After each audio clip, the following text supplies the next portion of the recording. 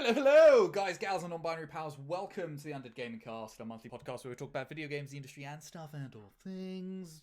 You're joining us a little bit later than anticipated, so apologies for that.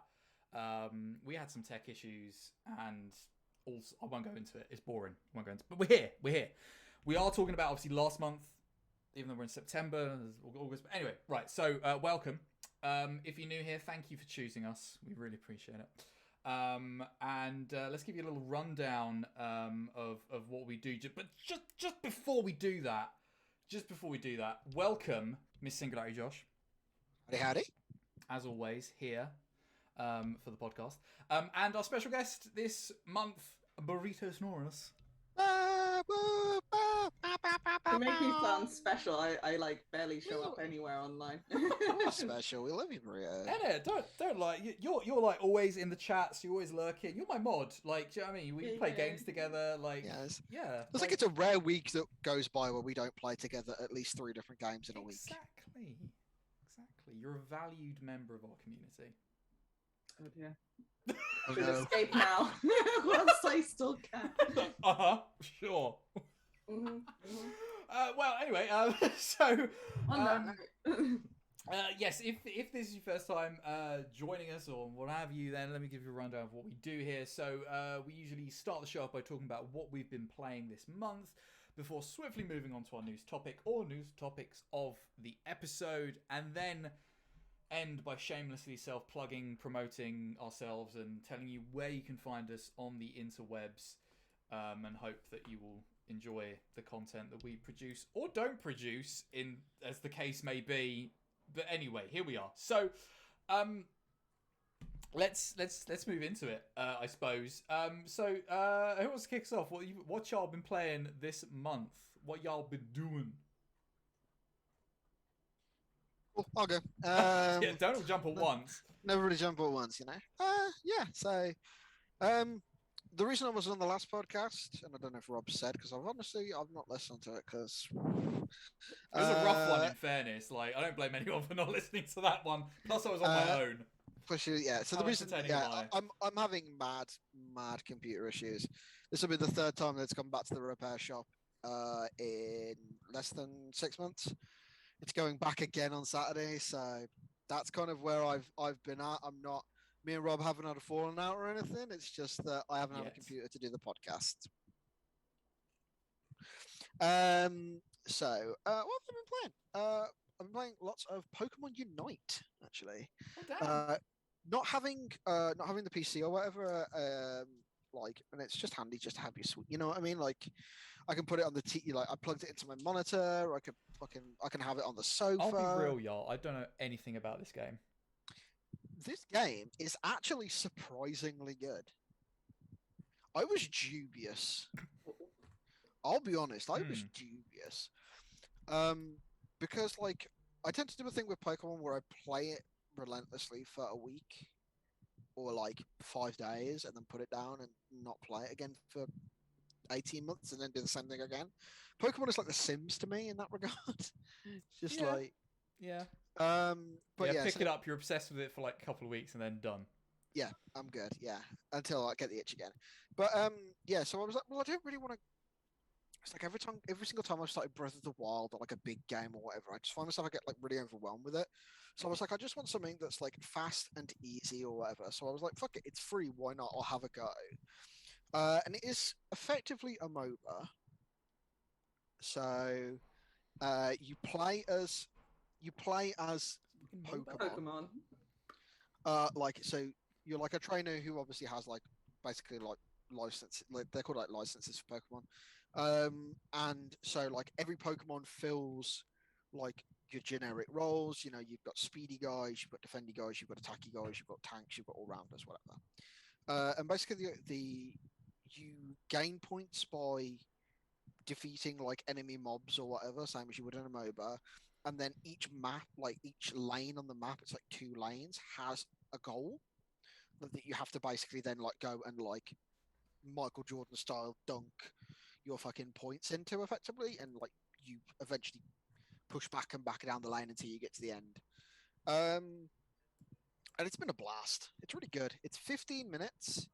the skill ceiling is not terribly high. It's not like League of Legends or whatever. Like, because I had a conversation with my buddy Sean about playing League of Legends, and he was like, "Yeah, League's great and everything. Like, it's like theoretically, I like the idea of League of Legends, and I'm the same. But actually, having to play a game for 45 minutes where you're just terrible at it, and everybody is yelling at you, and you're not actually getting any space to improve, is kind of It's rough. miserable. Like, I like the format of the game.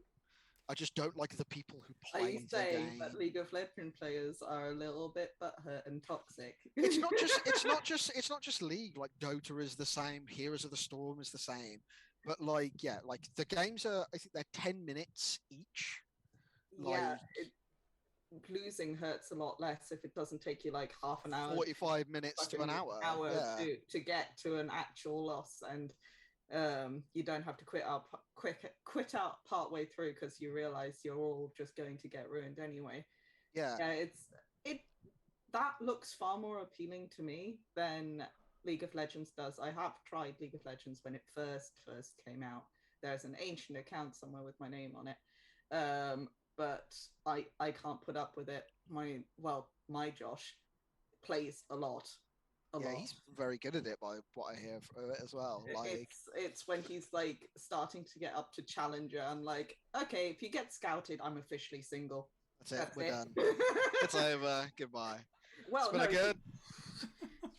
Been a good. We had a good however run, many guys. years. It had a good Goodbye. run, but you've made it in League of Legends now. You'll have no more social time. Goodbye. So yeah, like so, it's great. It's been like 10 minutes or like 10 minutes around or whatever. There's a bunch of different ways to play it. You can play like a standard mode. You can play it like ranked, which is obviously a bit more try-hardy or whatever. But the barrier to entry isn't nowhere near as high. And then you can also play little 5-minute shorts on like different maps that have like different like objectives and stuff. It's got kind of like your usual suspects, like Blastoise got released this week. It's got Charizard, Venusaur, Pikachu, or whatever. Snorlax and Jigglypuff are all that I need in that. Both of them are in that game as well. Yeah, I know. I've been watching specifically Northern Line play it quite a bit.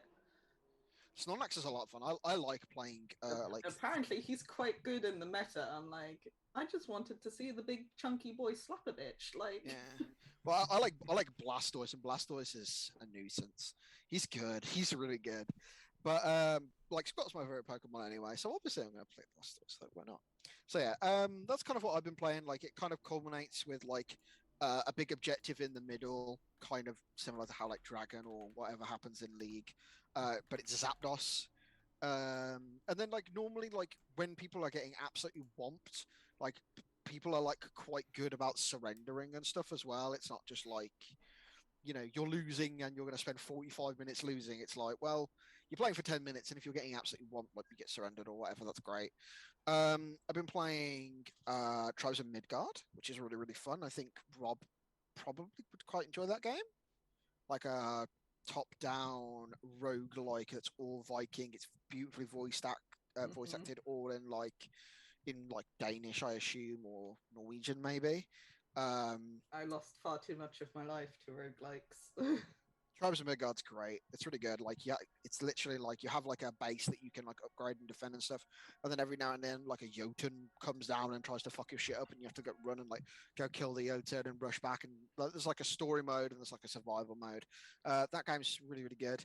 And I got it on sale. I've been playing Watch Dogs Legion because I played that on like a free weekend or whatever, and I got it for so cheap, like less than £15, and that game's like less than a year old. I was like, okay then, I'll play that. So far so good, pretty fun, not bad. I like Watch Dogs anyway. I kind of always have. Like, obviously the first one was a bit of a mess, but 2 was really good. And Legion's all set in London, which is kind of neat. So that's kind of me. And then obviously, like, I'm sure we're all gonna have a big group discussion about Sea of Thieves and stuff, because us getting our communal butts kicked. yeah, because that's kind of where we're at. Other than that, my usual suspects, TTRPGs obviously play a big part of my life. I just started a new horror theme campaign in the Ravenloft setting, which has been really, really fun. Just running the players through the opening mission, and like everybody splurged their secrets, and we're 2 sessions in. Like, literally, like Minty's playing a were-raven full that fully reveal. Like Were Raven sounds pretty neat. Were Ravens are really cool. Were Ravens are great for the setting as well. Like like one of them is like an undead patron warlock, and so she went like full, like she put her form of dread on and went full undead. And one of the people, like Bee's character, is a character that's literally from a world plagued by undead, and so there was a big fracas in the middle Just there. turned around and went, what the? No. Yeah. And so yeah, it's like literally just like everybody's secrets immediately on the table. We're 2 sessions in. I'm just like, could you not have all waited 5 minutes? 3 more sessions. Let me tease these out. To be fair, when you have a cool thing on your character and you're just sitting there waiting to use it, you're like, I want to be suspicious and mysterious and make everyone wonder what I can do, but also I really want to use it. Yeah, so that's kind of been Ravenloft. Like the book itself is really, really robust and really, really fun. Provides a lot of different options, both for characters as well as like actual settings, and the settings are really nicely fleshed out. So that's kind of Ravenloft, and then we also started a new game, playing a new system that I've not played before, called Masks, which was really fun. Which is a like a coming of age superhero story. It's very like player led. It's very, very fun. Like Rob plays in that game. Like Rob will be able to tell you more about it from a player perspective than I can, because obviously Rob has been a player and I've GM'd it. But like that game's a lot of fun. It's a lot of like yes and no but, and like it works really well, like ad libby, like, which is kind of like how I like to run my tabletop games anyway. So I don't know if Rob wants to chime in here about actually playing Masks rather than GMing Masks. Yeah, man. I mean, yeah, like you said, it's just it's a Powered by the Apocalypse game. So if you're sort of familiar with their games, they're just really simple D6 systems, like as sort of simple as you can, with very flexible rules that I think anyone could pick up and play and enjoy. And it gives you, like, as a player, it gives you sort of playbooks, which are basically your classes or your sort of archetypes in terms of masks, right? So you've got your Supermans, you've got your Batmans. If you want to play something like Spider-Man, that is catered for. If you want to play a sort of mutant or like a Swamp Thing kind of dude, like it's those archetypes that you pick from, and then from there you kind of craft your own superhero from that, right? My favorite like superhero thing of all time is X-Men. I fucking love the X-Men. So I was like, I'm gonna try and do me like a mutant style character, which in this game is like a playbook called Nova, I think. Nova. So that was kind of like the closest thing I could find to sort of being like a mutant, or a kid who, as he went through puberty, his abilities just became present, and they're a thing now. But it's just a really nice game to play. And I think even probably from like a GM's point of view, I mean, correct me if I'm wrong, Josh, it just sort of feels very like improvisational, and we'll just go with the flow of it, and let's all work together, players and GM, to like make this story and make this session, rather than, like I do, for example, when I run my tabletop games, or any GM, I'm sure, you sort of plan out, like, this is what we'll sort of hopefully do, this is where we'll go, or this will be the fight, and then obviously the players will choose what to do, sort of thing. But you sort of have like a skeletal form of what you're proposed to do, right? It just sort of seems like Masks is not that, which is cool. Yeah, all the Powered by Apocalypse games that I've ever played, with kind of the exception of Monster of the Week, are very, very, very much like that. I've never run Monster of the Week. I've played Monster of the Week. And that seems like you actually need prep, because you need a Monster of the Week. And the way that you find out stuff about your Monster of the Week is that you need clues. So I guess you kind of need to know what you're fighting, and then how you find out what you're fighting.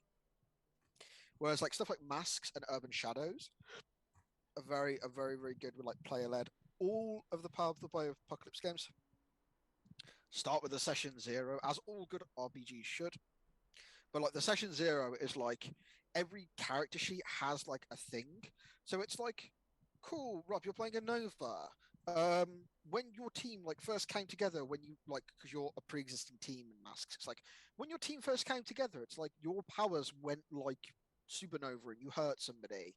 Like, who did you hurt? And then like other people will have different questions. Like, one was like, oh, somebody got brought closer to like the end of the world, and like somebody like damage some property. What did you damage? You rescued a person. Who did you rescue and why is it important? And like you kind of will craft like a big story together.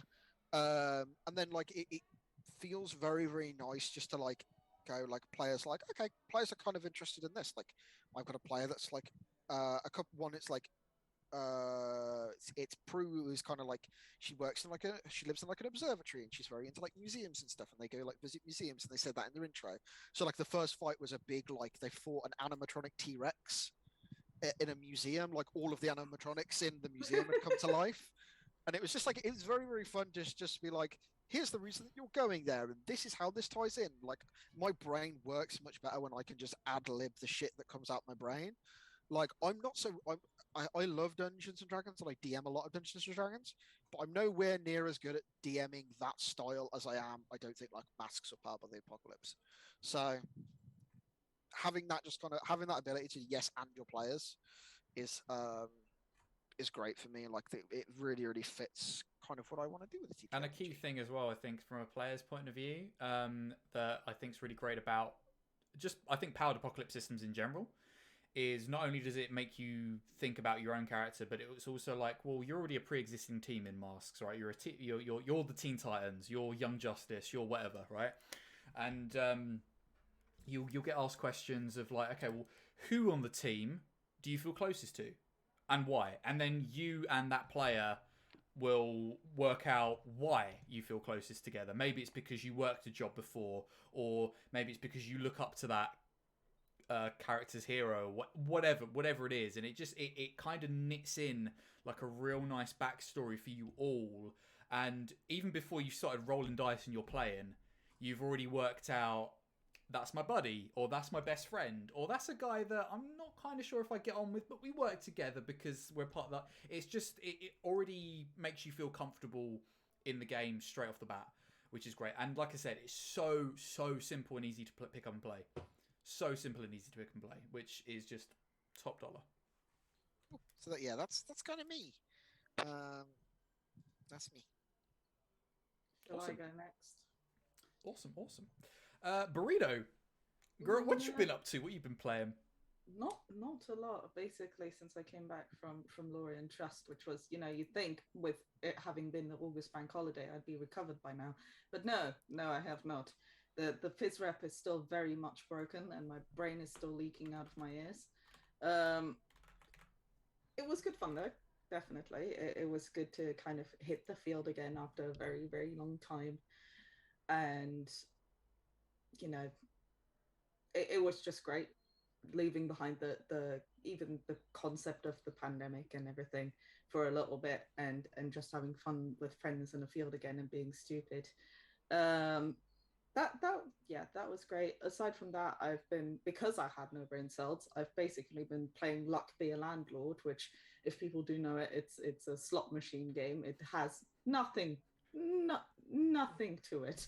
It is literally you just you click button, it rolls, it gives you an amount of coins for that day, and at the end of a certain amount of turns, you have to pay your landlord, and there's an incrementing amount, and some communist subterfuge rolls in, and then you get special abilities to alter your rolls with, and it's fun. If you want to leave your brain somewhere else, you can just sit there, click a button, and not have to worry. Games can go quite a far time until you fail. Most games will end in a failure as you move on through the game, and it's just harmless, quick fun. So sorry, Latvian landlord. It's Luck Be a Landlord. So I'd like to, just for our Spotify listeners and our audio only listeners, on that setup, like on the Twitch stream, we have our cameras and we have like a now discussing bar that Rob changes depending on what we're discussing. He's fully written in the now discussing bar. Latvian landlord ? I'm committing. Yeah. I'm gonna leave it. I'm leaving it there. Latvian landlord. That's what Brit's been playing, everyone. Look at be a landlord was literally written in the show. Don't bully me. It's literally written in English the is show not notes, my bro. first No, language. I didn't have them up. Look, I need The a show third notes 10 minutes screen. before we started, my guy. Okay. Fuck me. I literally put it in our document. The Word document says I can see it. I can see it now. Well, aside from the game that has literally next to nothing in terms of fucking actual gameplay, I've been playing Sea of Thieves with the others, and we've been getting our butt handed to us multiple times now. Yeah, we had a bad week. so like I've been saying this for a while. I don't know if I've said it on the podcast, but I really want the three of us and perhaps even Kirk now to do a bonus episode where we talk solely about Sea of Thieves, right? Proper in depth.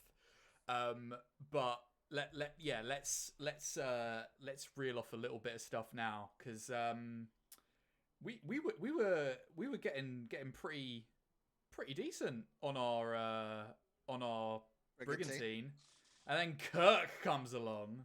We got Cursed Kirk. got a fourth cursed crewmate now. And we so have we've to upgrade upgraded to to a the galley. galleon. Oh my word! Whoopsie. That is All a of a different. sudden, That is a different Like kettle good of fish. training. Yeah, that's a different animal altogether. It is insane. I was constantly going like where I thought things should be, and then I'm like, no, there are like 2 extra decks of bullshit, and oh my god, where is the hole? I'm trying to look for a hole in the hull.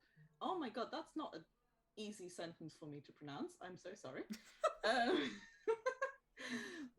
But it's like I'm constantly running around going, wait, where's this? Where's that? Crap! All my training's out the window. Literally, and also, right, I want to point out for a while now, I don't know for how long specifically, but for a while now, the Sea of Thieves community have been like, yo, you know what this game needs? It needs another ship. What does it need? It needs a man of war.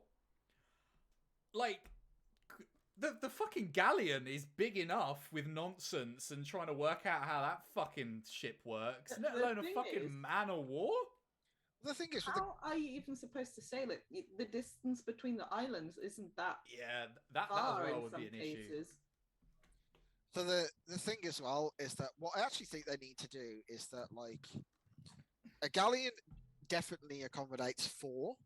They say a brigantine is 2 to 3 and a sloop is 1 to 2. So what they could do is they could just put a galleon as 4 to 5. There's still enough shit for you to be doing on a galleon with 5 people. Like, I think so as well. I think it just make them very hard to sink. Yeah. Is the issue when you've got like 2 or 3 people dedicated bailing while you're fixing holes, and then you've still got enough people to steer and play the cannon or play the sails. So I don't even think 4 people is enough to really do a galley. It's just about enough, right? But like you said, that would then bring in issues of like balancing and stuff. Because like you said, yeah, you got too many people then to make it. I mean, they're fucking hard enough to sink anyway. Let alone if you've got like 5 or even 6 people on said galleon doing shit. yeah, absolutely. Yeah, like Sea of Thieves is just a fucking good game. It just is. It just is. Like, I know that like obviously it came out and it had a lot of problems, but actually it's just I like They've turned it around. In fairness, they've turned it around. I like a lot of things that like make your own fun. Like I like that style of game. And Sea of Thieves is really good at making your own fun. And it can be fun if you're doing solo. It can be fun if you're there with buddies. It has that additional flexibility, and if you're solo, you're not immediately like being blown out of the water by people who are playing as groups. You can like we were sunk by we got players.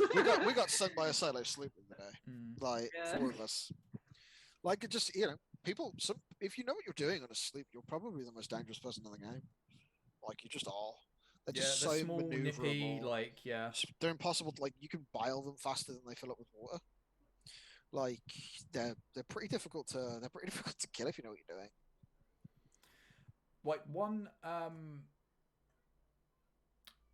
can't remember what I was going to say now about Sea of Thieves. Words. Can't even remember for the life Good of me now. game. We like it. Play Yeah, it way good too game. often. We like it. Is good time. Matt, there was something poignant. Probably wasn't even that poignant, to be fair. Yo, yes. Right, so Josh definitely knows this about me. I think you do as well, Burrito. But I don't get on well with, and I've said this so many times, but I don't get on well with make your own fun in games, right? They just, they just bore me because I get to a point where I'm like, whatever. I need to have something. The game developer's job. Yeah, exactly. Like I need to have something, right? But Sea of Thieves is the first game that, and I can usually play those types of games when I'm playing with other people, right? And that's not an issue, so that's not a problem. Sea of Thieves, I think, is the first game I've played where it's got that kind of ethos where I've played quite a lot on my own and had an absolute blast as well. Obviously, it's so much better with people when you've got a crew or you're whatever, but I can happily play that on my own and have a good time still, which blows my mind.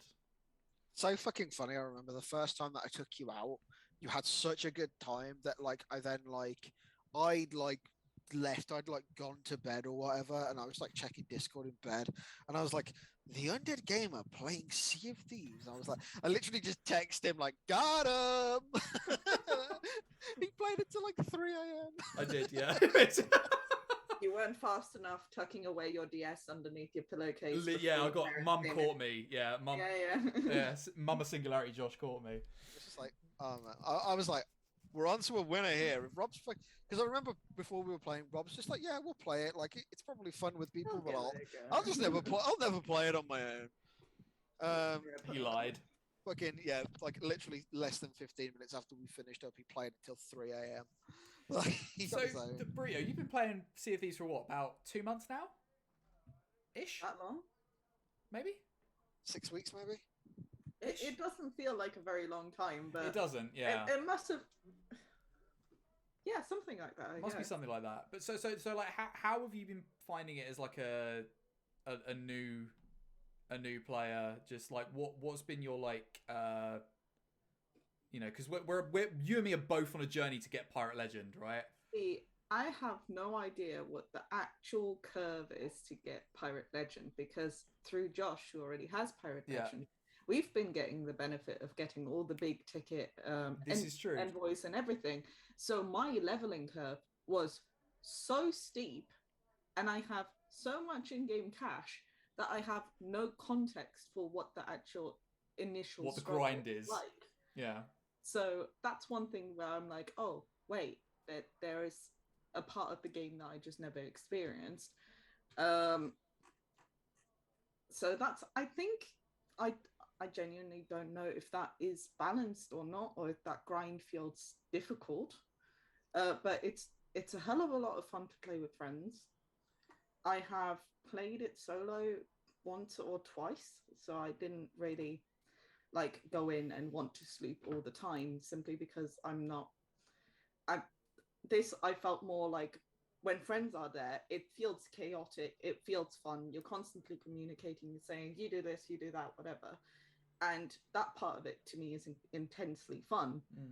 Whereas doing it by myself, I'm like, I'm puttering along, and at that point I might as well be playing Euro Truck Simulator and listening to a podcast. Like Yeah, I see. Like for me, like I did actually do some solo sleeping last night after we got off the stream, right, when the four of us were playing, and the only grind I've got to get to Pirate Legend is Order of Souls stuff, and I just had the hardest time doing it on my own. I genuinely think Order of Souls is probably the hardest thing to do on your own, whereas I can quite happily do Merchants Alliance or Gold Orders on my own. Volta Virtual, like, very difficult on your own. Yeah, 100%. That would be one of the most difficult things to do, aside from Order of Souls. I just think, like, facing that many dudes on your own is a bit tough. But Merchants Alliance all day. I could that to me is like what you said about Euro Truck Simulator, putting a podcast on. That Merchants Alliance stuff is just like, you know, me going about doing my thing, doing my pirate day, doing my chores. Yeah, that's a fucking It's that chill was time. that was actually a very very recent update, like as well. That Merchant Alliance quest that we like so much, is like because before it was very much like it was either like commodity delivery, like here is silk and rum and plants, go deliver to this place, or here are animal cages, go fetch pigs, snakes, and chickens and deliver them to this I place. did try to do one of the collect certain types of chickens things, but Fun. I had no idea how I'm even supposed to convince them to get in and I just gave up. I was like, nope, sounds boring. Yeah, Nope. so I've done a few of those. Like they're not like hugely fun. What we do for merchants and all that stuff is much better, right? But I've done a few of them. Essentially, you get like the chicken coop, and you just go up to it, you chase it, and like right click or whatever Yeah, it is, you, and you it just interact pops with it the into same way that you pick it up or whatever. That's it. Yeah, you click F. You don't click it. But yeah, that's essentially what you do. The fucking snakes are a pain in the ass. Because they'll bite you first. Yeah, absolutely. So, and then putting them on deck, once you've got them on, put them away from where you're just not going to be, because they are a fucking arsehole, because they keep Yeah, and spitting also venom at you. the other thing as well is that if you've got a mixed order to pick up chickens and pigs, Yeah, don't put them next to each other. if you put them next to the snake spits at them and kills them. And also, Alright. pigs. I don't know why it's not the same for the snake and the chickens, but pigs fucking If- die if you don't feed them. Yeah, pigs need feeding every 30 seconds. Yeah. I'm It's a not doing fucking that. quest is a full nightmare. Yeah. It's just a full nightmare. I much prefer the fucking Lost Voyages. Like that's a lot of fun as well. Like they're kind It's a of nice like, cash in as well. well, like here's the clue and like work out where it is, and then like you say, it's a good fucking payday at the end of it as well. Oh yeah, I think the one thing we should talk about is the Gold Hoarders vault maps and ending up on not being able to see the red cross ever because it's in one of the tears of the map. Yeah, didn't that happen to you like a couple of weeks ago? Yeah, that, Tash played. Yeah. that sucked a lot, but I We think, worked it out though. We got it. Yeah, you saw like the scrap, the tiniest pixel of red somewhere, and we're like, there it is. Mm. We were like, this is bugged out. It's not giving us an X. So fucking weird. And then we worked it out, and then we were like, oh, I fucking saw like a tiny piece, and I was like, is that it there? Is that a smudge on my monitor? Tash, can you just double check that? She was like, So dumb, so dumb. But I guess if it's randomly generated, it's gonna happen. Thieves Haven's a nightmare. Like when you get those fucking. Like, I was saying this to you guys last night. It's like sometimes it spawns your fucking treasure chest on stone. Like so, it'll only spin around if you stand in the one specific spot. You can't get underneath it because underneath it is water, which obviously you can't dig under, and you can't literally can't dig the chest up. It's just like, well, fuck me, I guess. And for stuff like that as well, like where you've got a lot of verticality on an island, it can make it really fucking difficult to try and. I mean, that is part of the challenge in of itself, but there's a difference between like it being challenging and annoying, I guess. Just obnoxious, yeah. So I don't know. They are nitpicking though. Yeah. I mean, I don't find them too bad following the compasses and doing the old dig up. No, you're very efficient. Yeah, I always get Rob to do the fucking X marks. I always get Rob to do the X marks and spot puzzles because he's just good at them.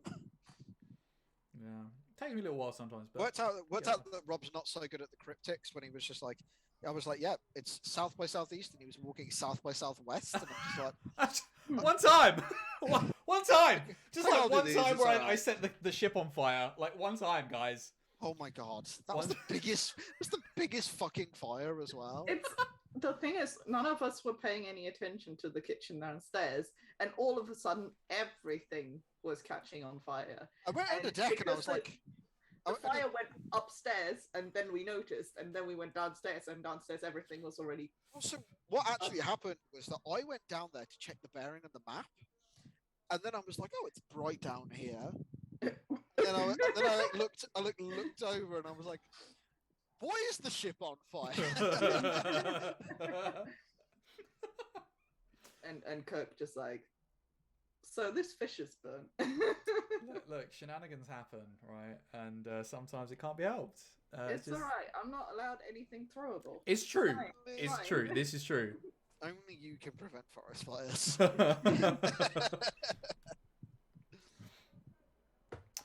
Right.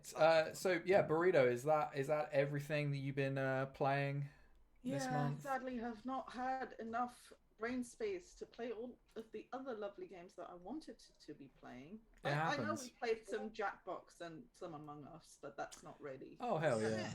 You know, That was super fun. I mean, in fairness, that was the first time I'd ever played Among Us. So, and yeah, I mean that game is everything I thought it would be. It's just real fun. I'm crap at. I'm absolutely horrendous at covering up my murders. Like I was like panicking, and then because someone else ran past me, and I had to self-report. Like I'm horrible at this game. I cannot do this. I've worked out that I lie too efficiently. That's what happened to me. No. I was like, I reported a body, and then Rob had murdered them, and I was just like, I saw Rob murder this person. I managed That was to so report the funny. body, and then Rob was just like, no, you didn't. You murdered them, and I was just like, well, fuck me, I guess. I don't even know how Oh, people shit, believe went. me as well. I Because I've don't been the imposter, even know. It's because I'd been the imposter already and lied my ass off and Yeah. won like twice. And then like the one time you were the killer, I was just like, it's Rob, guys. I saw him do it. And then they were just like, but Josh, no, goodbye. So that's my takeaway is that lying is bad and don't do it. I lie too efficiently. But I did send Neve how could you betray me like this? I trusted you. When she killed me. It was just instant heartbreak because I was defending her in the previous round, going like, yeah, we were both in electrical and she was standing next to me just doing her work. No, immediately, start of round after, I got dead. I'm like, wow, I defended you. You were my friend. How could you? Betrayed. How could you do this? Full on betrayed. So, so I suppose other than that, most of us have been playing the same sort of games a lot of the time with each other as well. But I don't know if anyone had the chance. So a lot of the things that I've got to talk about, we've already spoken about. Except for one thing, which the beta came out last month for Back for Blood, which is the new Left 4 Dead style game made by some of the Left 4 Dead crew, but it's a Warner Brothers publishers game, or published by WB Games. So I don't know if any of you guys had a chance to play Back 4 Blood, but I had an evening on it. I didn't have much time on it, but I had a little evening on it. It's good.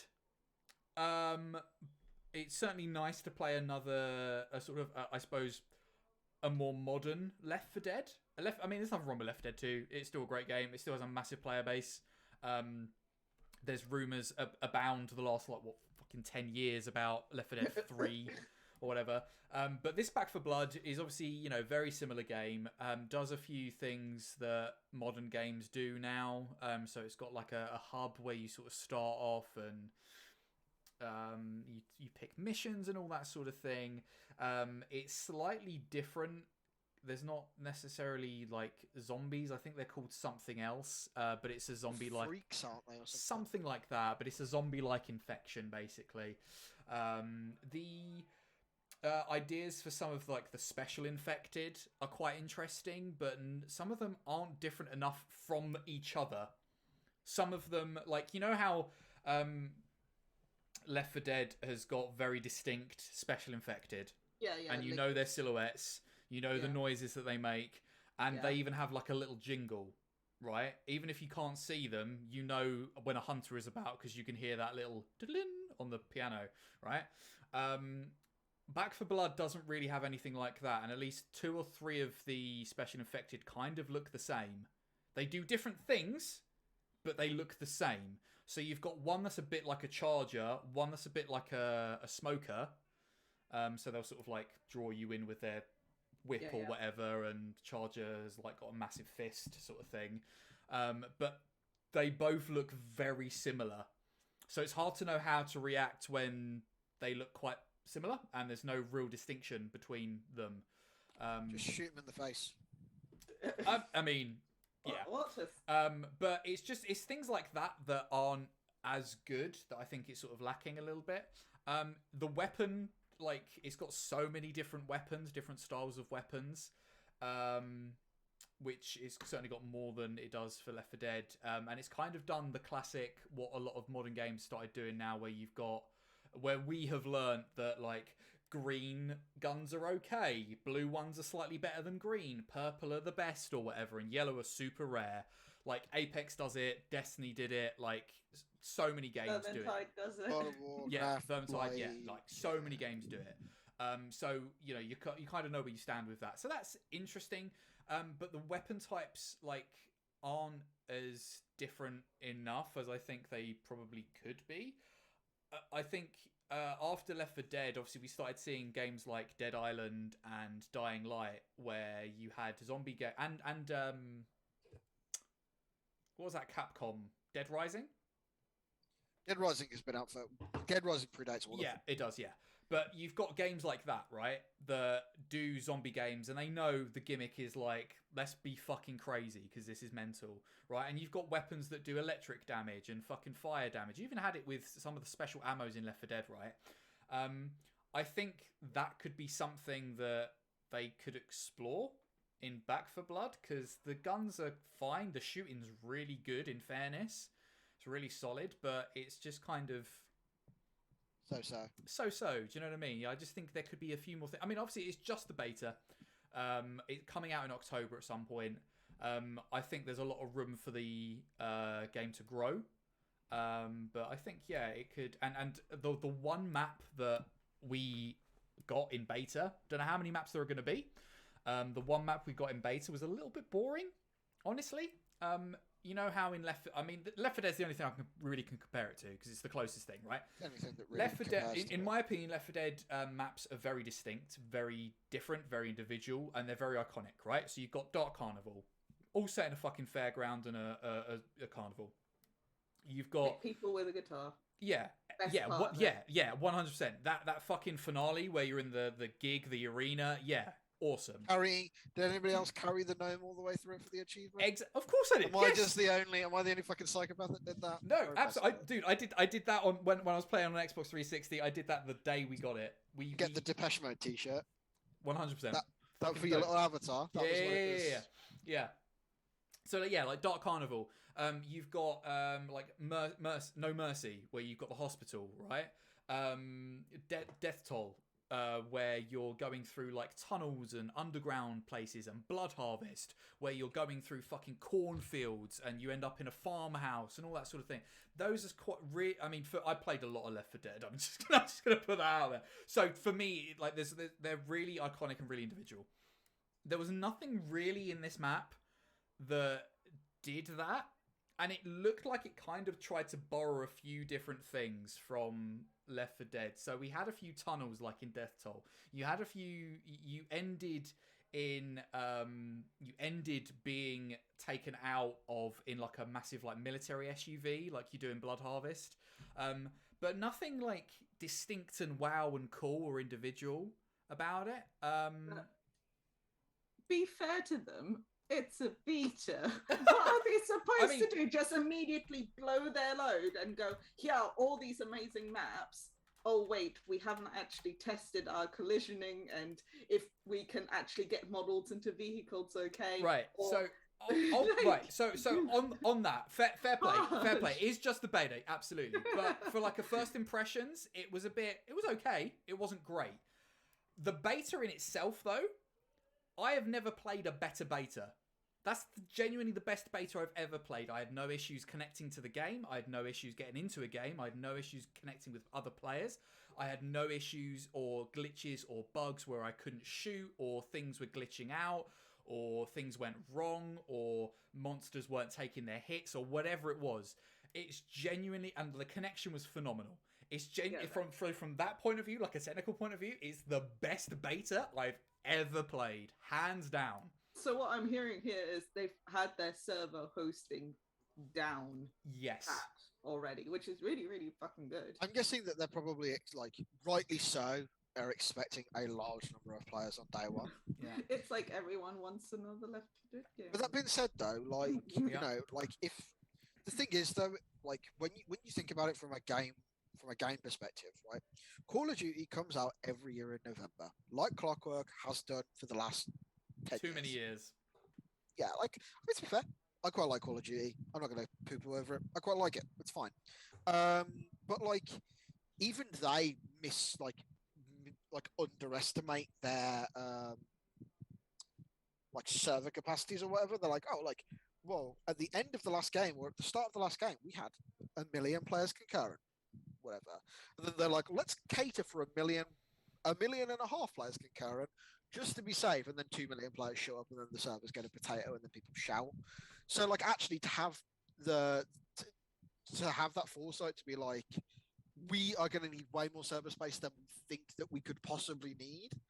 Let's plan for redundancy is actually very, very clever. What I'm actually most excited about for Back 4 Blood, and it's been my pet peeve with Left 4 Dead for forever because it's a game of its time, is the ability to aim down your fucking sights for gun. Yeah. That's what I'm most excited about. I mean, like I said, the shooting was solid. Shooting was solid. Like the ability to ADS. Yeah. It's like playing fucking Counter-Strike.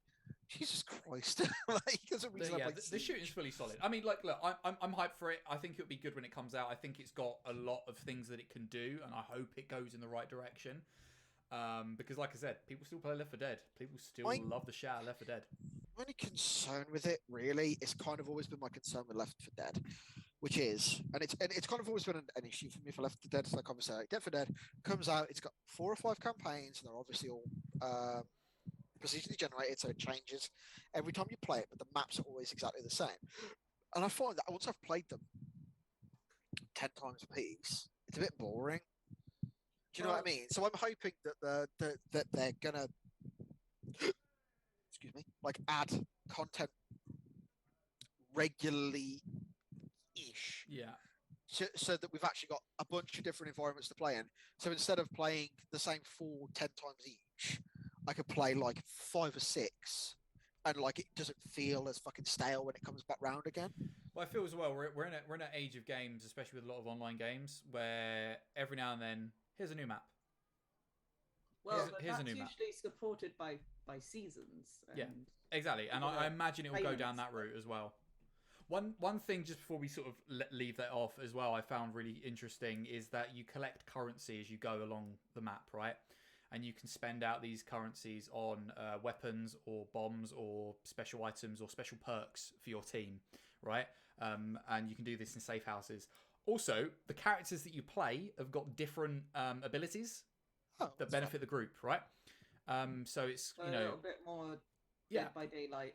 Yeah, absolutely that. Yeah, so you can kind of like cater your team a little bit, which I think is really cool compared to you're just picking whatever character you like the look of in Left 4 Dead.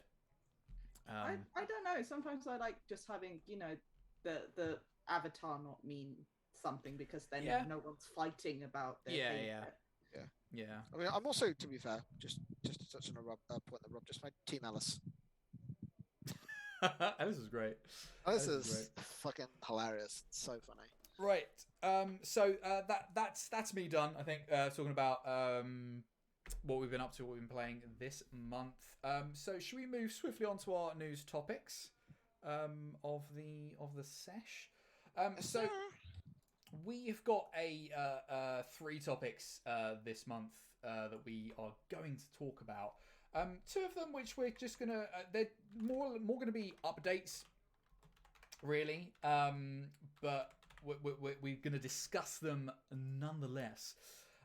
So, and the first one is the Cyberpunk, or last month, August, Cyberpunk, or CDPR, released a Cyberpunk 2077 patch, which was a massive patch to the point where it needed 2 separate documents on Steam. So yeah, like, you get, like, it was me who brought this to Rob's attention. So, like, you have your games on Steam, you have your what's new or whatever. I was literally just a second ago looking at the patch updates for the new Rainbow Six patch. And normally, long enough, here's some balances. It's the start of a new season. Here's some gun changes. Here's some operator changes. Here's the map. Here's this. Here's the glitches that we've fixed. Here's the things that we've adjusted. It was 2 full pages of just like bug fixed. When you do this in this quest, this. When this happens, this. We've improved these graphics. This. 2 fucking pages. It is so long. If you want to see how long it is, if you go to my Twitter and scroll down a little bit, I put a video on there, and it is fully me scrolling for 25 seconds just to get to the bottom of the patch note. It's fucking unbelievable. I can't believe that. Like, well, we said, we had a whole podcast about the state of fucking Cyberpunk as it was. Fuck me, I can't believe it released in that state. To need that extensive amount of patches, it's a fucking joke. It really is. Christ alive. Like, I don't know what to say about it really. Other than, fuck, I don't really know what to say about it other than fuck. So me. God damn. It's just for clarity, it's patch 1.3 that we're discussing. Let's also compare it to, Vampire the Masquerade 2, which just didn't release and still hasn't released and is still in release limbo. So I'm like, they both did something wrong here, but I prefer maybe getting a functioning game out of Vampire the Masquerade. I'm looking forward to that Flame Bloodlines 2 or whatever. Yeah, But I'd rather wait an extra 18 months for a game than I would have it released barely playable. So I mean, obviously, there's so many issues with CDPR and Cyberpunk, right? And a lot of them we've already discussed, we've already spoken about. But one of the issues that I'm still finding with them is, especially with this patch 1.3, there was an awful amount of hype that CDPR are giving to these patches, and I don't think it does them any favors. Because look at the hype train that they created for the game and then released it in the state it was for a start. People just sort of don't care that much. And especially when you're hyping up these patches. And of course, the patches absolutely have fixed some things and have done wonders, I think, for things like traffic and NPCs and general sort of things that were just nuts in the game, right? But of course, as patches do, they fix things, but then they also sometimes break other things. That's just games development, right? Unfortunately, and that's just patches. That's how they work. So more patches to come in the future. But you put that much amount of hype behind a patch, and there's still issues with it, which is, again, like I said, just games development. But with the track record, people are just going to get madder and don't care. I think the one thing that CDPR should do and really need to fucking do is look at Square Enix with Final Fantasy XIV, look at Hello Games with No Man's Sky, and just fucking go quiet. Just shut the fuck up, fix the game, drop shit as it comes, and then in a couple of years' time, people will be like, man, Cyberpunk 2077, that game is sick. They fucking fixed that game. I mean, look how good and successful No Man's Sky is now. I mean, I like No Man's Sky. No Man's Sky, people that did purchase it after the fixes usually purchased it on sale. I don't think they can wait for the money. I played day one, full retail, had it pre-ordered. Well, I liked that game. I liked that game just fine. Yeah. It's my jam. Like we were talking about, I like make your own fun games. I like fucking spaceships. I'm a big sci-fi head. It was cool to me. But like actually watching them rightly take their lumps or whatever, and Sean would just go dead on Twitter or whatever for like 6 months and then just be like, here's all the patches, here's all the updates, and they're continuing to do it. They've literally just released another update. Like that game now is like in a really good state. That game is so fucking big. It's unbelievably large. Like the scale of that game boggles my mind every single time I fucking load into it. It's like every single star on the loading screen is a system you can visit. Like, like actually having like the support and all of the infrastructure and stuff that they've worked really hard on to actually win the fans back over. I think they've done a really, really good job with it, and honestly credit where credit's due to Hello Games, considering that they were a team of like 5 people when they put together one of the biggest releases, in a very similar place to CDPR, with not even half the amount of people working for them. Like my actual question to Rob here, like with all the CDPR like fiasco, with how much of a fucking mess Cyberpunk is, like obviously you're like the biggest Witcher fan in the world.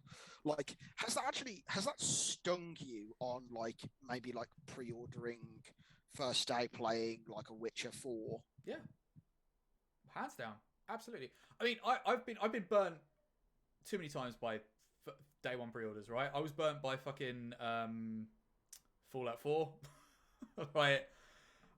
And it gets to a stage where I don't pre-order a lot of games, right? But there's some games or some companies that I'll be like, I trust you. The thing is, Go on. pre-orders have a purpose. It's to alleviate some cash flow problems, right? This is true. It's to get the money in so you can spend more on development. It's literally someone didn't plan the budget out, or rather they planned the budget out purposefully with the deficit that they're hoping to get back from pre-orders. Yeah. But I think as a player community, we've been burned by pre-orders so many times, which, you know, Kickstarter projects that have failed, or Fallout 4, and things that were offered in collector's editions, and then the collector's editions, the actual editions that were with it, were just not up to snuff. Fallout 76. Yeah, that fucking bag, that canvas bag.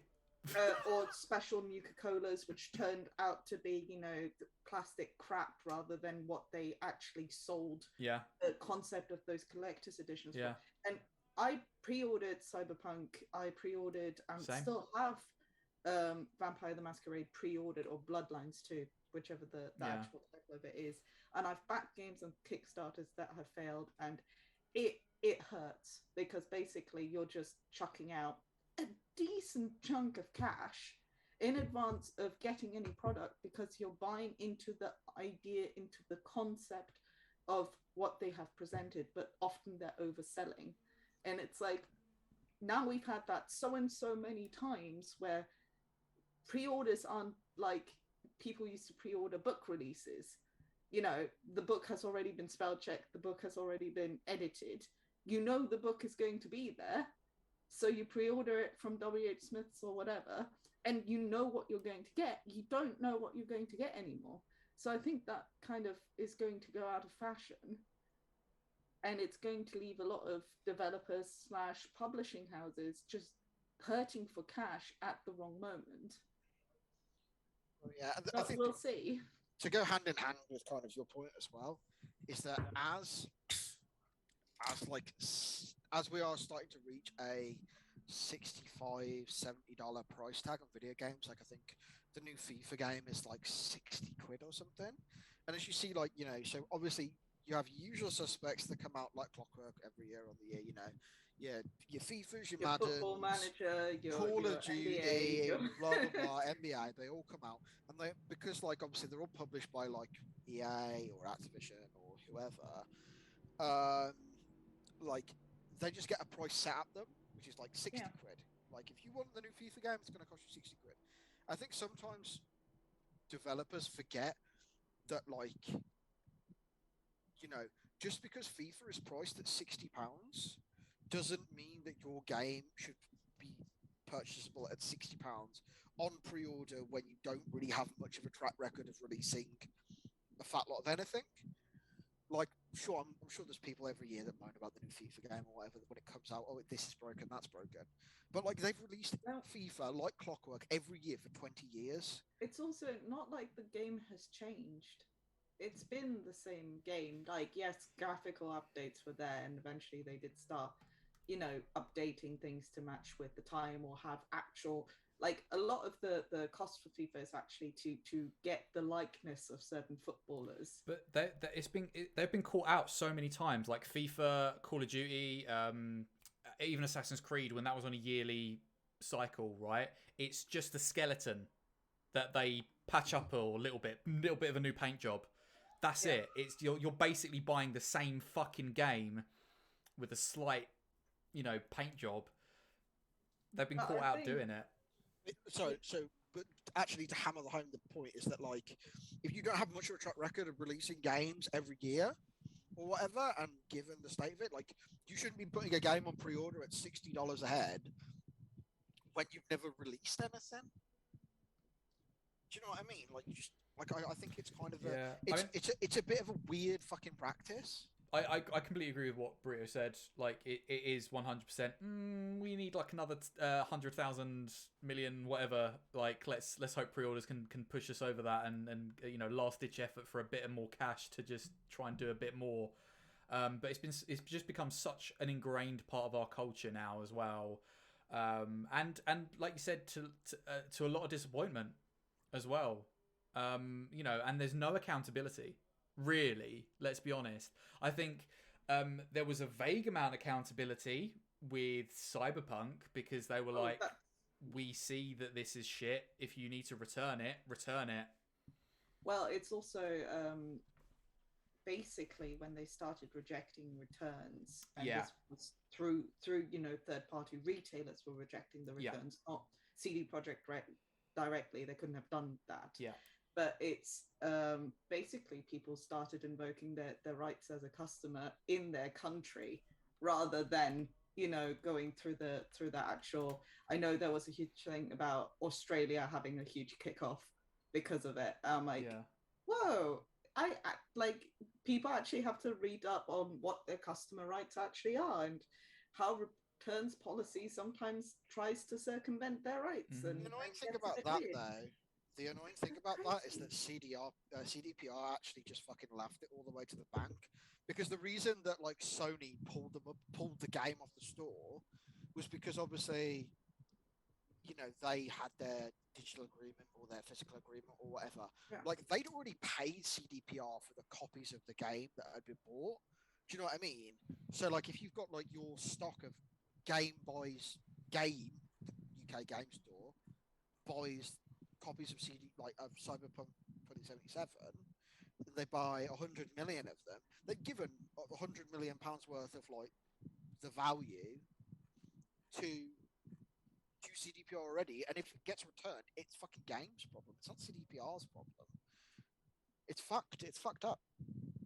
So like, fucking fair play to Sony and to Xbox for just being like, it's going off. Like I'm pulling it from the store because you're costing us money. Fuck you. Yeah. Fair play to you. Yeah. But yes, so that's the latest update on Cyberpunk 2077. I personally think they need to keep their mouth shtum, stop hyping up the patches, and maybe follow a little bit of Hello Games'.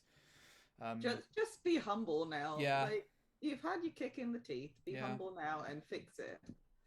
They just need to eat shit for 2 months. You know, like just shut the fuck up and patch your game till it works, and then it'll be all right. So, with that, oh man, we're about to get heavier now, which sucks. Sorry, Rob. Just before you launch into this section, I'm fairly happy for this not necessarily to be a conversation, and for this one to be like a news update. Do you know what I mean?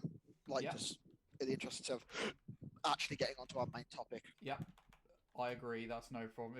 If you're happy with that as well, Burrito. Yeah. Cool. So we're talking about Activision Blizzard again. Obviously, last month I spoke about it quite extensively. That was the whole episode. This month, we just wanted to give you an update of what happened in August, basically, to update people on what's going on. So obviously, with Activision Blizzard, we've had more people leave the company. We've had I may pronounce some of these names wrong, but I don't give a fuck because they're arseholes. Jesse Meshkuk, Blizzard's head of HR, unsurprisingly has left the company because he clearly couldn't do his fucking job. Failed to do his job. Or I think it's a woman. My bad. Jesse Meshkuk. Either way, isn't Jesse Meshkuk the guy that they named McCrea? No, it is not. No, we'll get to him in a minute. But either way, the head of HR has left the company. Surprise, surprise. J. Allen Brack finished their career real fast. Yeah, absolutely. J. Allen Brack, the previous Blizzard president, who couldn't think of more bullshit apologies to give, but managed it with all this fiasco going on, has left the company as well. This guy's apology. I don't know if you remember J. Allen Brack, but his apology for the Blitzchung fiasco of 2019 with Hearthstone was just bullshit. And then that BlizzCon that year of like, we fucked up here, but hey, look, Diablo 4. So his like apology was kind of like, we kind of dropped the ball here. Our bad. I'm totally abbreviating, by the way. But this guy's just bad at fucking apologies. Yeah, we dropped the ball here, but, you know, we're a good company. We do good stuff, and, you know, I work really hard, so... Oh, yeah, but that doesn't, you know, alleviate the fact that the company had a very toxic culture that developed from the head downward. Yeah. And, like, this guy was friends with those people and employed those people and let those people... Do you know what I mean? It's fucking nuts. So those are sort of, like, two big people that have left the company. And I want to say they've left the company. So they've left on sort of good terms. They've like left, you know, do you know what I mean? They've left with their integrity. Yeah, they've not had the sack and stepped away. Yeah, 100%. Had the sack. 100%. The more sort of in Overwatch sponsors have been leaving Blizzard left, right, and center. So the Overwatch esports community or whatever have been fucking Overwatch League. The Overwatch League sponsors for that have been leaving left, right, and center. Just to sort of stay on some Overwatch stuff. Obviously, we had, I'll touch on this now, Jesse McCree, who is was currently the Diablo 4 lead designer, who, of course, was one of the developers on Overwatch, and, of course, one of the Overwatch characters, Jesse McCree, the cowboy, was named after this guy. He's left the company, or been ousted as a perpetrator of toxicity and whatnot. So a general scumbag. But alleged. Well, yeah. So obviously, a lot of members of the Overwatch community, because of this, were calling out for the company to change the name of Jesse McCree. And demanding that it should be changed, to the point where Overwatch League casters were no longer, or some of them were no longer saying McCree's name during their casting they were referring to him as the cowboy. So I mean, they didn't have to do that. They did that off their own back as a sort of like go fuck yourself kind of thing. That's in particular, it was Brennan Hook and Josh Wilkinson that did this. I fucking love fucking Brennan and Josh. I fucking love all of the casters for Overwatch League, to be fair. Like, they all just seem like good people. Like, fair fucking play to stick into your guns, and like, even though obviously they're in Blizzard's pocket because they're Overwatch League casters or whatever, good for them to just be like, no, fuck off. This isn't okay. Good for them. 100%. Good for them. So we've had further perpetrators ousted as well. We've got Luis Barriga, the Diablo 4 game director. Lol. And Jonathan LeCraft, who was a WoW designer and is doing other shit in the was doing other shit in the company.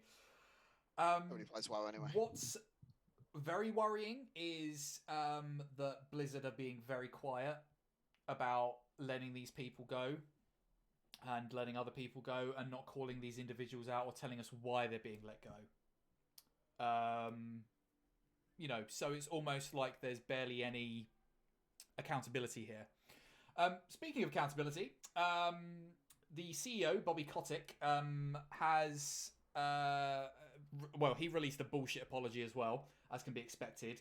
But he has also hired a law firm called WilmerHale, and they are known to be a union-busting firm. Cool! So, cool. Good job, Activision Blizzard. Piece of shitbag CEO Bobby Kotick, who owns Activision Blizzard, continuing to be a total scumbag. Because this guy hasn't got enough money. Obviously, this is in response to the employee walkout that happened last month in August, and of course, a lot of employees continuing to speak out against the company with stories and just calling out people or the company's ethos or the sort of frat boy culture that it was referred to in the last episode, or that's how a lot of it was referred to. Also, this is a little bit funny, I think. A second lawsuit has been filed by the investors and of Activision Blizzard, and they've filed this lawsuit about the first lawsuit. And they've done this over a lack of action taken and transparency to do with the investigation that the the Californian. I can't remember what the the people the like the Republic of California versus Activision. Yeah. Because obviously this investigation has been going on for at least I think 2 years now. Before this sort of came to light publicly with a massive lawsuit and all that sort of thing. So now they've got another lawsuit to deal with. So yeah, that's basically what's happened last month with Activision Blizzard. Oh, it's also worth just pointing out, whilst I remember I didn't put it in the show notes, but I've just remembered the whole cowboy fiasco. The Overwatch team have acknowledged the fans with regards to changing the name of Jesse McCree, and they are actively working towards making this name change at some point later this year. And they're trying to do it to obviously, for the reasons of the real Jesse McCree being a scumbag. But they're also trying to do it in a way that sort of doesn't hurt the game's lore and that sort of thing, to try and, so I suppose so we can, I don't know. I don't know really, but that's what they're planning to do. Anyway, they're planning to do it so it fits with the game's lore and change it due to this IRL reason, basically, which I think is fair enough. It needs to be done anyway, but I think that, them trying to make it into a game thing, it may be a good shout. I don't really know. But either way, they're doing it. There are always going to be people who are like, oh, you ruined the character by making a change to it. If you don't explain it thoroughly in game, it's like, oh, wow, it's not like this kind of game requires immersion. I'd like to point out that, it'd be like imagine having a fucking a popular online video game character called Ted Bundy. Do you know what I mean? That's kind of what it's like. Do you know what I mean? It's like you don't want to be associated with a fucking serial killer and a rapist. Straight up. What I mean? So once again, fuck Activision Blizzard. Fuck Activision Blizzard. But there we are. Moving swiftly on. If everyone's happy to move on, unless anyone's got anything to add to that. What else can you add to it? It's disgusting. Yeah. Let's move on. Cool. So our sort of main-ish topic of this month, again, not another very happy one, but this last month in August, we've been obviously having, Twitch has been having a lot of fucking issues. It's been having these issues for a long time, but it's been ramped up to 11, it seems, this month. And Twitch has been experiencing hate raids and bot problems. Certain members of the streaming community on Twitch have been targeted by hate raids, and they are namely people of colour, members of the LGBTQ plus community, as well as other marginalised groups and folks on the platform. And they have been targeted by racial abuse, misogyny, homophobia, transphobia, all the fucking phobia, misogyny, isms, all of it. Just nonsense. It's just been disgusting. And these raids usually consist of a sort of follow bots that come in, and there's hundreds of them. They'll come in, they'll spam the chat full of hateful messages and offensive slurs, and just sort of follow the stream, follow the channel, and just essentially cause absolute havoc, to put it lightly, with these streamers. And like I said, it's all due to targeting people of colour, LGBT community, other marginalised people. That's the only reason that these people are being targeted, is either because of the colour of their skin or their sexuality or what have you. And people don't feel safe on the platform anymore with all of this. They don't feel like they can just go and do what they enjoy doing. I mean, they've always had issues with people coming in and being arseholes, for lack of a better word, right? But it's now been just ramped up to the point where people can't stream on the platform without this happening nigh on every stream. It's become such a problem that a lot of the community have spoken out. We had last month a hashtag Twitch do better. People calling out Twitch directly all over social media. Especially with that hashtag trending this month. And basically Blackout last week. Yeah, absolutely. There was a Twitch Blackout last week. I think was it the 1st of September? Yeah, it was Wednesday the 1st. Wednesday the 1st of September, where those groups of the community were asking people to not stream on the platform that day, just Not to make watch. a point, just to make a statement, not to watch, not to stream, not to anything on the platform, just to try and make a point as sort of protest. And essentially, Twitch have done very little to nothing in order to counteract this, to respond to this, and essentially they need to, as the hashtag says, do better. So, yeah. So somebody who's openly LGBT, like, obviously completely fucking disgusted. I hate fucking watching it. And God forbid you be black and gay. Holy fuck. God forbid. Jesus Christ. Because Tiny DePass, who was just like the nicest person in the universe, who was like a big like TTRPG person, even like just the amount of hate that she gets is crazy because she's black and queer. She's like, people I don't understand, what would be the inhibitor to just being like, okay, you need two-factor authentication to be I feel like 2FA would actually stop an awful lot of these mass spam creation things happening. And fine, yeah, if you're gonna go burn a phone, if you're gonna go buy burner phones and burner cells or whatever, but if you're that committed that you're gonna create 30 accounts and then go find 30 SIM cards to then do TFA with, do you know what I mean? I feel like a lot of these people are just fucking low effort idiots that only abuse the system because the system in place isn't good or safe enough.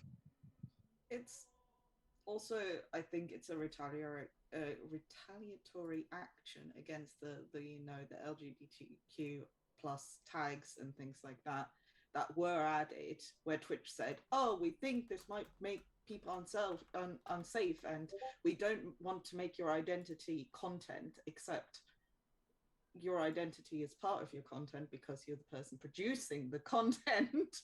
You cannot split the fact the people that you watch on Twitch are the people that are there producing the content for you. So it's you can see that someone is a person of color. You can see that someone might, it's obvious sometimes.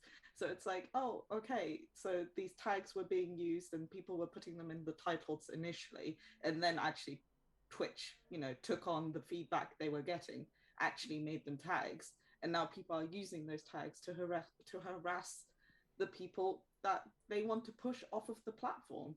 And it's oh wow, can we not? One thing Twitch has done in order to implement safety tools as well, air quotations, is say don't use those tags. That is the same way as telling a woman don't go out at night. Yeah. It is. Yeah. Don't go out and don't get raped. It is putting the responsibility for the action on the victim. onto the victim. And that only says, oh, so the person that wants to do that to me because I covered up, didn't go out at night, will do that to someone else that decided that night not to do that, not to take that advice. Mm-hmm. It is just passing on victimhood to someone else. Yeah, it's fucking 100%. stupid as hell. It's fucking dumb as hell. And the other thing as well that's I don't know, I don't think this got caught with the show notes, but there was a thing going around the other day. Obviously, I follow a lot of people of color on Twitter. I follow a lot of queer people on Twitter as well, and lots of them are from RPG spaces because that's kind of just where that's that's my home. That's where I hang out. But there were people saying, make sure that when you're not online, you go and change your chat to emote only, because you are responsible for tweeting. You are responsible for moderating the chat in your channel, even when you're not online. So there was a big spray of people coming on, typing the N-word and various other slurs and whatever, and then that person getting banned, even though they weren't online because they weren't actively moderating the chat because they were sleeping. Also, it's interesting that it's the creator's responsibility, not the responsibility of the chatters, of the people in chat who are abusing the fact that someone's offline, knowing that person is offline, and just going in and having their fun. That's They what I are mean. purposefully using Twitch to shut down those creators. It's just like I said, like I mean, And Twitch is just going along with it. yeah, I mean Twitch. So I just want to point Twitch out will just jerk this is themselves just up. mentioned in the chat. So this has like ramped up to 11 as of August, right? But this has been going on for years. Hate raids have been going on for years on the platform, and Twitch are aware of it. Like people of color, LGBT folks, marginalized people have been asking Twitch to help with safety tools for ages. This isn't just something that's sprung up this month, sort of thing. Obviously, it's gotten significantly worse this month. But they've had quite a while to try and do stuff to tackle it, But yeah, whether it's a case of authentication or other methods of, having some fucking accountability to these people, these folks that decide to target other people with hate. To the point where Twitch aren't doing anything, and creators themselves have been creating tools and support bubbles in order to help other people. There's a few discords about what people join where they can report people, so everyone is aware, oh, this username or what have you is at risk, so let's ban them, or whatever it is. Ban people. Yeah. Or just get support. Yeah, so to answer Kate's question in the chat, my immediate solution to the problem: two-factor authentication, even if it is a temporary measure, because these people are creating not like 2 or 3, hundreds of accounts, hundreds of them. They've all got like very like bot names like AZ765431, those kinds of names. Some of these raids go on for hours. Yeah, they're very, very easy to spot. They very often have things like swastikas as profile pictures.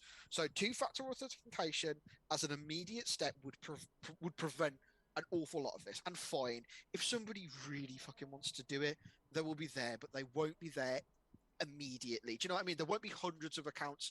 There might be 5 or 6 of them. Fine, but that's a 94% improvement on the previous scenario. The other thing that they need to do, and this doesn't necessarily prevent people from making the accounts and saying horrible things to people, is you need to not be responsible. They need to take the onus. You are responsible. Yeah. You are not moderating your chat when you are not online. Fine. If somebody is in chat, if they're in your chat like you guys are right now, and they're using every slur under the sun, and they're not getting moderation actions, and the person streaming is just kind of letting it go, then fine. Yeah, that's on Rob to moderate his chat while he is online. That's on me and Burrito to moderate Rob's chat while he's online. But if you are not online, Twitch knows that the message was sent at 3 o'clock in the morning, and the person only streams between 6 p.m. and midnight. Do you know what I mean? Like, they know when people are online and when people aren't. Can't they just block chat whilst people are offline? That's another thing. There's no content being created, so therefore there should be no ability to engage. Yeah. Well, so yeah, either that, or take the onus off creators to moderate when they're not online, and those two things immediately solve a great portion of the problem, while they work on much grander mechanisms to prevent things happening that are hateful. Also, like, image recognition is far enough that, if someone types in, we've had this since really ancient MMO fucking days, where if you typed a naughty word into your username, that username got blocked, you couldn't make an account.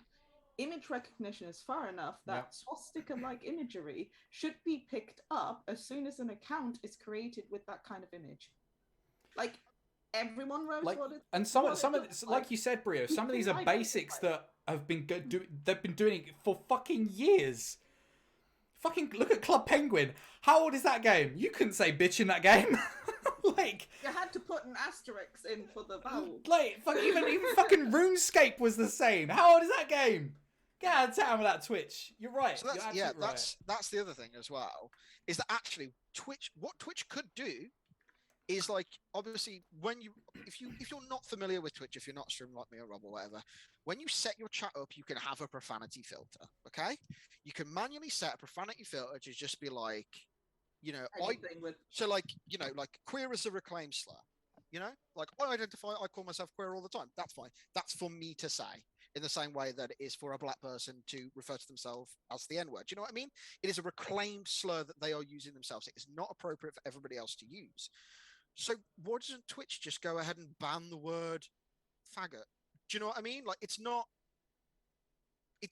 fucking rocket science. Like err on the side of caution and don't and if somebody's about to say, "Oh, but free speech," like your freedom of speech is not freedom of it's not freedom of consequence. Also, that stops as soon as you hit the private world. Basically, Twitch is a private area. Your freedom of speech stops us at the door.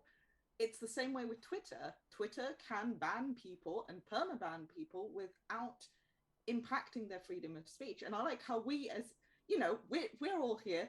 I'm German. You both are British. We all live in the UK. How come an amendment right from America is impacting us here and we're saying freedom of speech? Actually, that's not shit for us to say. Freedom! Actually, also picking up what Luke said in chat, Twitch is wondering why people are leaving the platform. Actually, YouTube is scalping some of those people, and the things that can happen in YouTube chats are very, very much different from what can happen in Twitch chats because of YouTube's account setup and, you know, being linked in with, you know, you can link it in with your Gmail, with your Windows account, with your everything, where it suddenly becomes a lot more personal and people don't really want to say those nasty things that they feel comfortable to say behind a completely anonymous username. It's also completely wild when all of a sudden you're going to log onto your computer and you can't use your fucking emails. Do you know what I mean? Like, it's just like, you've been banned. Sorry, we don't want you. Like, Tash is completely right. Yeah. Like, but it's so easy to create emails. Like, I almost have 6 emails. Well, also, you know, for various things. It's so easy to create emails. So, like, what Twitch need to do is make it harder to make an account. If you're that committed, then fine.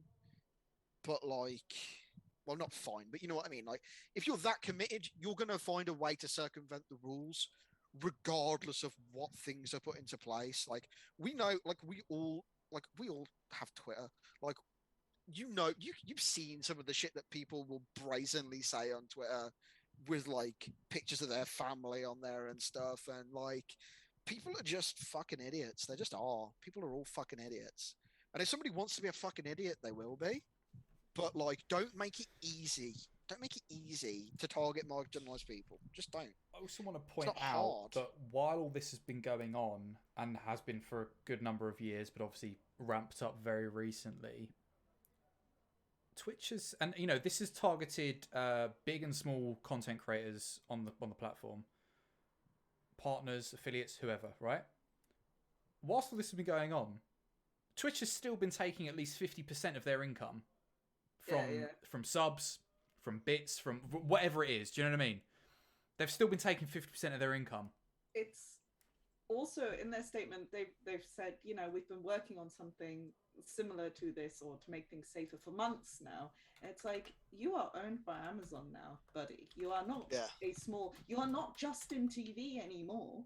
You're not small. You're very, very big and have a huge responsibility towards your creators, because without your creators, you are nothing. Nothing.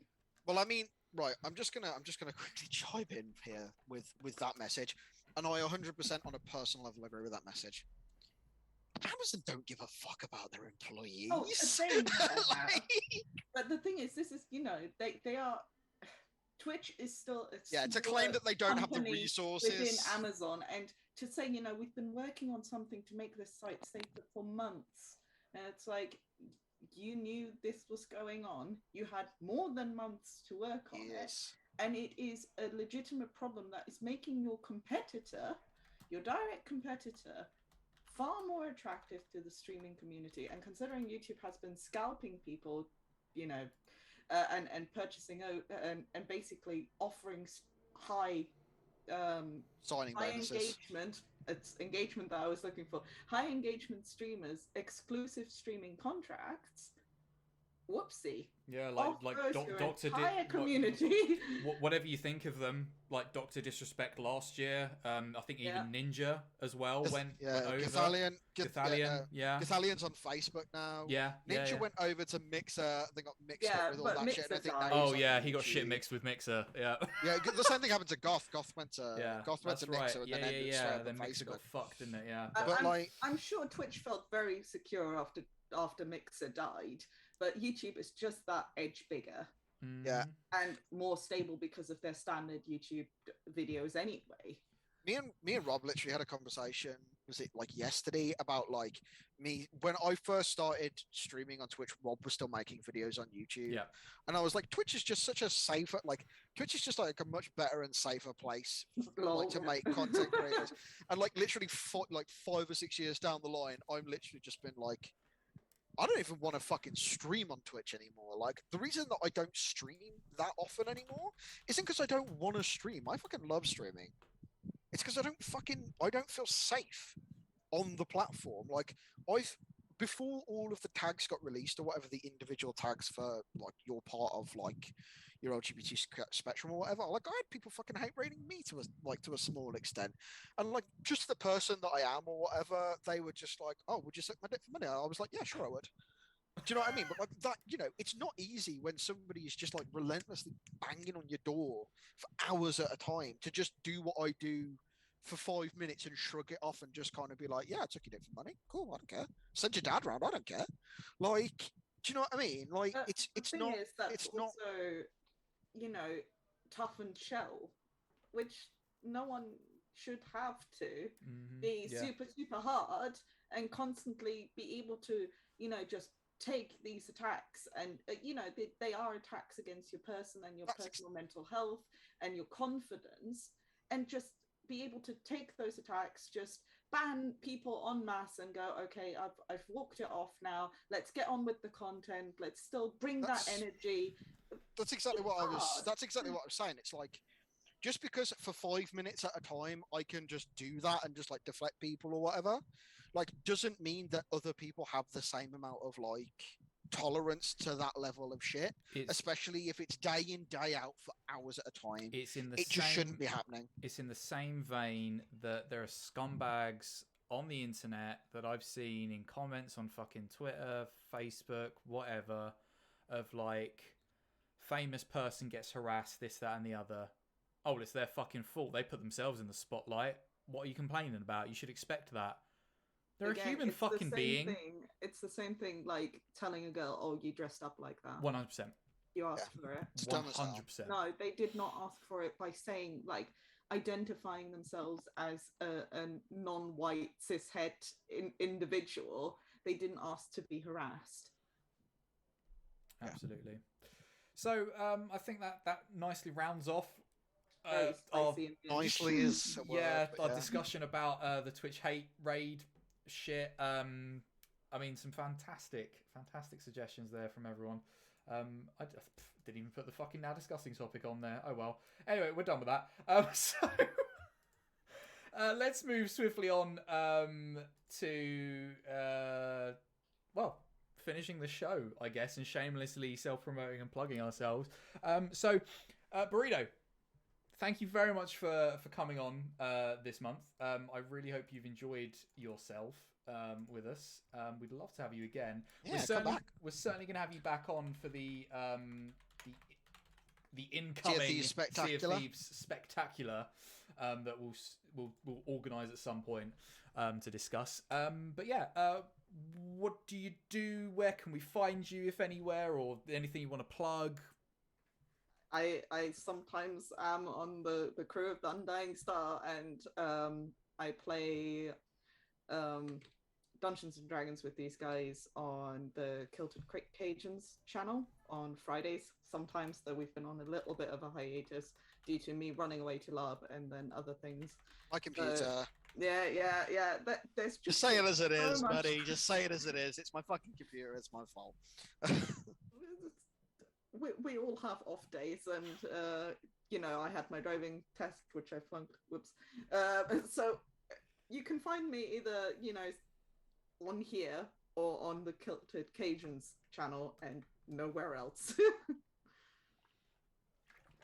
Awesome. Thank you very much, Burrito. SingularityJosh, what do you do? Where can we find you? I'm SingularityJosh. You can find me over on the internet at SingularityJosh. That's Twitch, Twitter, Instagram. You can also find me on Friday nights at Occasion RPG. You can find me over here playing Sea of Thieves with these guys.